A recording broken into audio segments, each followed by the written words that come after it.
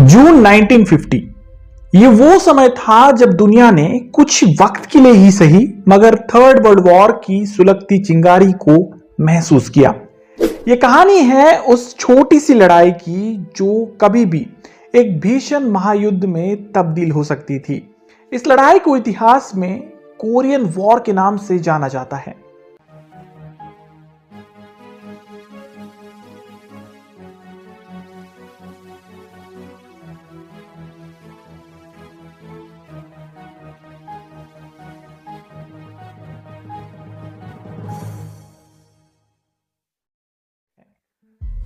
जून 1950 में north Korea की army south Korea पर धावा बोलती है।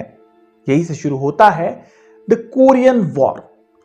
पॉलिटिकली देखा जाए तो नॉर्थ कोरिया को सपोर्ट था यूएसएसआर का, वही साउथ कोरिया को सपोर्ट था यूएसए का।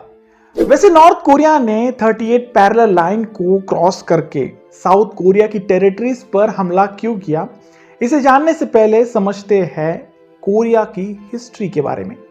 दोस्तों, प्राचीन समय से कोरिया पर कई डायनेस्टीज ने राज किया। पहले ये देश नॉर्थ और साउथ रीजन में डिवाइडेड नहीं था बल्कि एक यूनाइटेड कोरियन कंट्री था। 7th सेंचुरी में यहाँ एक डायनेस्टी का राज हुआ करता, नाम सुलू डायनेस्टी। सुलू डायनेस्टी हमेशा से अपने वीक रूलर्स की वजह से लोगों के बीच कुछ खास इंपैक्ट नहीं डाल पाई। उनके बैड पॉलिसीज के चलते आए दिन कोरियन लोगों की तरफ से प्रोटेस्ट हुआ करते। इन प्रोटेस्ट को रोकने के लिए सुलू डायनेस्टी के रूलर हमेशा से चाइना में मौजूद चिंग डायनेस्टी की मदद लेते। देखते ही देखते हालात ऐसे बन गए कि चाइना पूरी तरह से कोरिया पर हावी हो गया। चाइना की चिंग डायनेस्टी पॉलिटिकली, सोशली और कल्चरली कोरिया पर अपना रूल स्टैब्लिश करने में कामयाब हो गई थी। मगर सालों से जापान भी इसी होड़ में लगा हुआ था। उसे भी चाइना की तरह ही कोरियन रिसोर्सेस पर अपना एक अधिकार चाहिए था। यही से शुरू होती है चाइना और जापान की दुश्मनी, जिसकी सबसे पहली चिंगारी उठी 1894 में। इसी साल चाइना और जापान के बीच एक वॉर देखने को मिला, जिसे इतिहास में फर्स्ट सीनो जापानीज वॉर के नाम से जाना जाता है। वैसे इस वॉर की कहानी भी बहुत इंटरेस्टिंग है, जिसके बारे में हम किसी और वीडियो में चर्चा करेंगे। फिलहाल आप इतना समझ ले कि इस वॉर के चलते जापान चाइना को बुरी तरह से हरा देता है और कोरिया पर अपना कंट्रोल स्टैब्लिश करता है। चाइना के चले जाते ही जापान भी ब्रिटिशर्स की तरह ही कोरिया में एक इंपीरियल पावर के रूप में उभरा। जापानीज आर्मी ने कोरियन जनता पर कई अत्याचार किए, जिसे कोरियन हिस्ट्री में आज भी काले शब्दों में लिखा जाता है। दरअसल जापान चाइना की तरह कोरिया को पूर्ण रूप से सोशली, पॉलिटिकली और कल्चरली अपना बनाना चाहता था। ऐसे में उसने इसे पाने के लिए कई गलत तरीके अपनाए। इसी सालों में कोरिया में बहुत ज्यादा मात्रा में वायलेंस देखने को मिला। खैर, ऑन अदर हैंड रशिया भी कोरिया पर नजर गड़ाए बैठा था।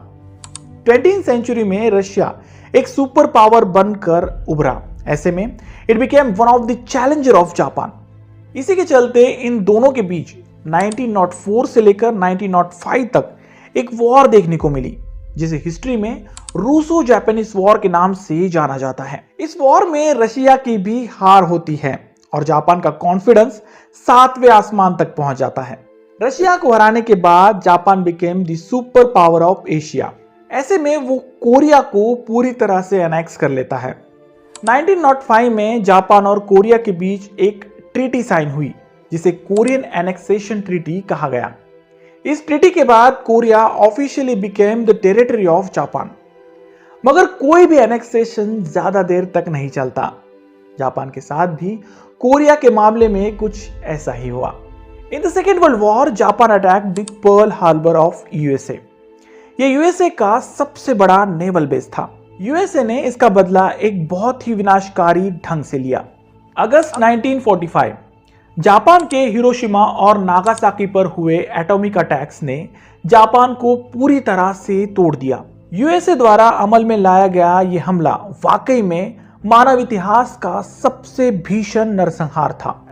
इस अटैक के बाद जापान पूरी तरह से कोरिया में अपनी पावर्स को लूज करने लगता है और At the end of 1946, Japan has completely ended his imperial power in Korea. अब कोरिया पूरी तरह से आजाद था। मगर सेकेंड वर्ल्ड वॉर के बाद उभर कर आए दो सुपर पावर्स यूएसएसआर और यूएसए अब कोरिया पर नजर गड़ाए बैठे थे। यूएसएसआर तो पहले से ही कोरिया के पीछे था, मगर जापान के डोमिनेंस की वजह से उसे कोरिया को अपनी टेरिटरी बनाने में तकलीफ हो रही थी। क्योंकि अब सेकेंड वर्ल्ड वॉर के बाद जापान पिक्चर से हट गया था, ऐसे में USSR always wanted to capture Korea. मगर दूसरी ओर यूएसए ये मानता था कि सेकेंड वर्ल्ड वॉर में उसने जापान को हराया है, तो टेक्निकली कोरिया उसी की टेरिटरी होना चाहिए। साथ ही साथ यूएसएसआर और यूएसए के बीच कोल्ड वॉर की हवाएं भी चल रही थी। ऐसे में both countries were trying to take charge on Korean land. दोनों ने भी कोरिया पर एक साथ धावा बोला। यूएसएसआर ने इसे नॉर्थ साइड से कैप्चर किया और यूएसए ने साउथ साइड से। यही से शुरू होती है एक यूनाइटेड कोरिया के डिवीजन की कहानी। क्योंकि यूएसएसआर ने कोरिया का नॉर्थ वाला हिस्सा कैप्चर किया था, तो वो बन गया नॉर्थ कोरिया। वही दूसरी ओर यूएसए का पार्ट था साउथ कोरिया।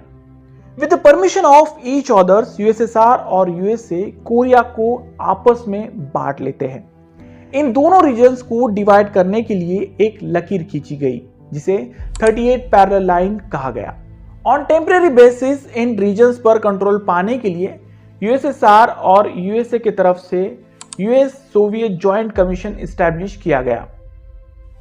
1945 में हुए कायरो कॉन्फ्रेंस में यह डिक्लेयर किया गया कि 1948 तक दोनों कंट्रीज को आजाद कर दिया जाएगा, और ऐसा ही हुआ। 1948 में कोरिया आजाद तो हो गया, मगर वो एक यूनाइटेड कंट्री नहीं बल्कि एक डिवाइडेड कंट्री था। After the independence, north region became the democratic Republic of Korea and south region became the Republic of Korea. हालांकि अभी भी ये दोनों देश यूएसएसआर और यूएसए की छत्र छाया में पल रहे थे। यूएसएसआर की तरफ से नॉर्थ कोरिया के प्रेसिडेंट बने किम ली संग और यूएसए की तरफ से साउथ कोरिया के प्रेसिडेंट बने सेंगेमैन रे। यूएसएसआर और यूएसए की जी हुजूरी करते करते ये दोनों इस बात को भूल चुके थे कि किसी जमाने में वो भी एक यूनाइटेड नेशन थे।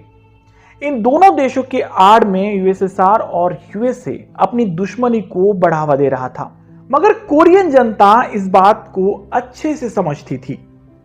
ऐसे में एक यूनाइटेड कोरिया के लिए यहां प्रोटेस्ट देखने को मिले। नॉर्थ और साउथ कोरिया के प्रेसिडेंट भी यही चाहते थे, मगर दोनों में से किसी को भी अपनी प्रेसिडेंट की कुर्सी छोड़ना कतई मंजूर नहीं था। ऐसे में ये दोनों एक दूसरे के खिलाफ मिलिट्री एक्शंस ले रहे थे, ताकि एक दूसरे की टेरिटरीज को एक्वायर किया जा सके। यही से शुरू होती है द कोरियन वॉर की कहानी।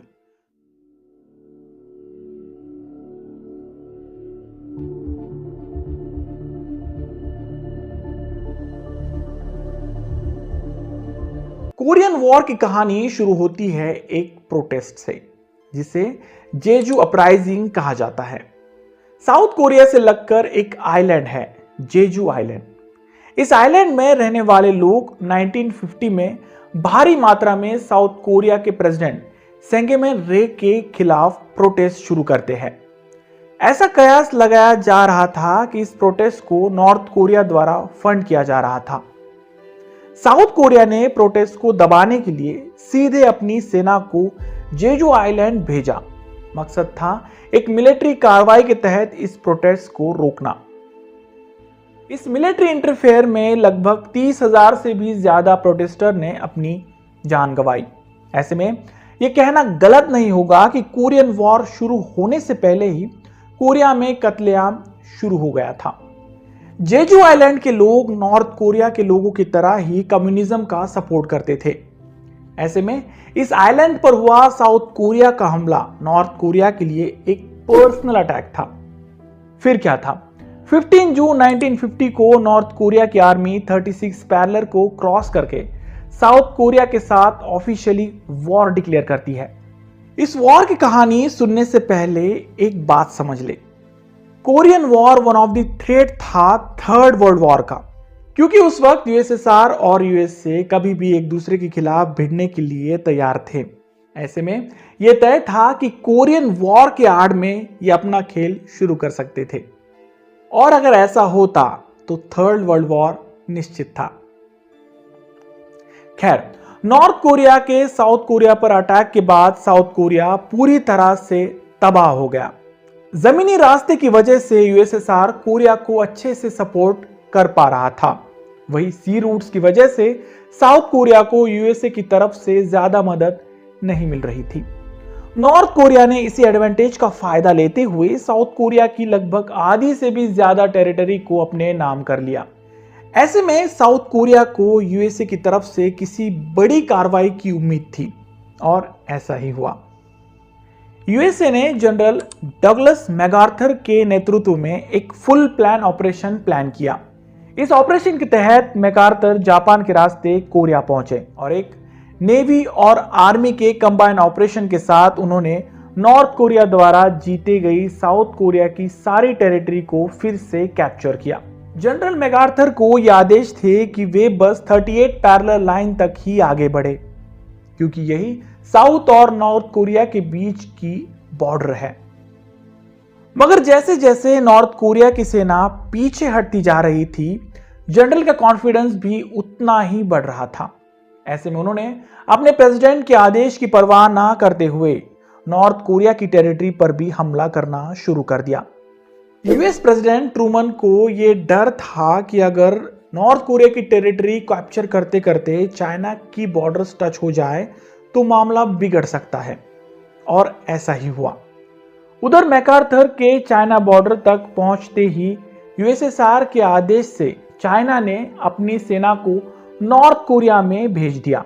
अचानक हुए इस हमले की वजह से मैकार्थर पूरी तरह से बौखला गए और उन्होंने ट्रूमैन को एक सुझाव दिया। यह सुझाव था न्यूक्लियर वेपन इस्तेमाल करने का। मगर ट्रूमैन कभी भी इस फैसले पर नहीं आना चाहते थे। उन्होंने मैकार्थर को वापस बुला लिया और यूएसएसआर के साथ शांति समझौते में जुट गए। इस पेशकश के बाद 1951 से 1953 तक नॉर्थ और साउथ कोरिया के बीच ट्रीटीज का दौर चला, जहां अलग अलग समझौते पर यह कोरियन वॉर शांत हो गया। इस लड़ाई के बाद 38 पैरेलल लाइन को ही फिर से दोनों देशों के बीच की बॉर्डर्स डिक्लेयर किया गया। वैसे आज भी ये दुनिया की सबसे हॉट बॉर्डर्स में से एक मानी जाती है, जहां आए दिन सीज फायर होते रहते हैं। तो ये थी कहानी द कोरियन वॉर की। दोस्तों, यहां एक चीज को हाइपोथेटिकली समझना बहुत जरूरी है। क्या होता अगर जनरल मैकार्थर के कहने पर प्रेसिडेंट ट्रूमन न्यूक्लियर अटैक करने के लिए मान जाते? उस समय यूएसए के साथ साथ यूएसएसआर भी एक न्यूक्लियर पावर बन चुका था। ऐसे में अगर नॉर्थ कोरिया पर यूएसए द्वारा न्यूक्लियर अटैक होता तो यूएसएसआर भी चुप नहीं बैठने वाला था। वो भी साउथ कोरिया के रीजन्स पर न्यूक्लियर अटैक करता और यही से थर्ड वर्ल्ड वॉर की चिंगारी उठ सकती थी। खैर, मगर ऐसा नहीं हुआ और दुनिया एक महाविनाशकारी अंत से बच गई। वैसे आपकी इसके बारे में क्या राय है, कमेंट बॉक्स में जरूर लिखें। अब वक्त हो चला है आपसे विदा लेने का। मिलते हैं अगले वीडियो में ऐसे किसी इंटरेस्टिंग और हिस्टोरिकल टॉपिक को लेकर। तब तक के लिए धन्यवाद।